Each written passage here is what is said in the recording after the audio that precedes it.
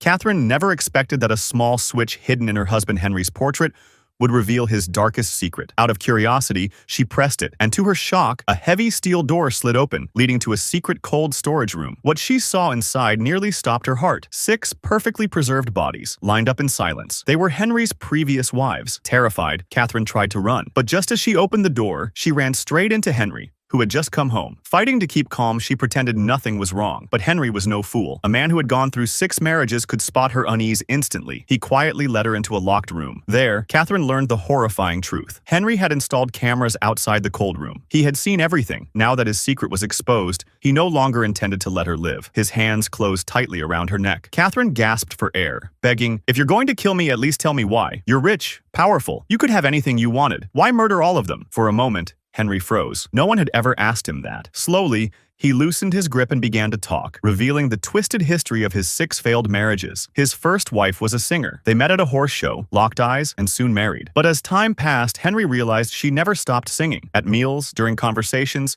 even in the middle of the night. Worse, she enjoyed frightening him with her antics. Afraid she would drive him to an early grave, Henry ended it brutally, sending her to the guillotine. His second wife was a fashion model he met at a gala. Beautiful and elegant, she seemed perfect. But after marriage, she grew clingy, smothering him every moment. One day, Henry overheard her conspiring with a friend to kill him for his fortune. He acted first, dropping a chandelier on both of them. His third wife was a nun he thought would be pure and harmless. But he soon learned she had countless past lovers and constantly compared Henry to them. His pride couldn't take it, and one night, he suffocated her in a coffin. The fourth was a powerful businesswoman. At first, Henry was drawn to her boldness. She took him flying, shooting, drinking. But her violent, drunken rages became unbearable. In a fit of fury, he drowned her. The fifth was a young art lover he met at an exhibition. She was distant, preferring to play with dogs rather than spend time with him. Worse, when angry, she would ignore him for weeks. Henry's resentment built until one day he snapped, feeding her to his hunting birds. The sixth seemed perfect, gentle, devoted, caring. She knitted him sweaters, treated him like a king, but Henry soon discovered her kindness was only a mask. When she suggested going hunting, he realized it was a ploy to kill him and seize his wealth. So he turned the gun on her first, and her body joined the others in the cold room. By the time Henry finished his confession, Catherine was trembling. She finally understood. This man never believed in love. To him, every marriage ended in betrayal, and every wife was disposable. Now, she was next on the list.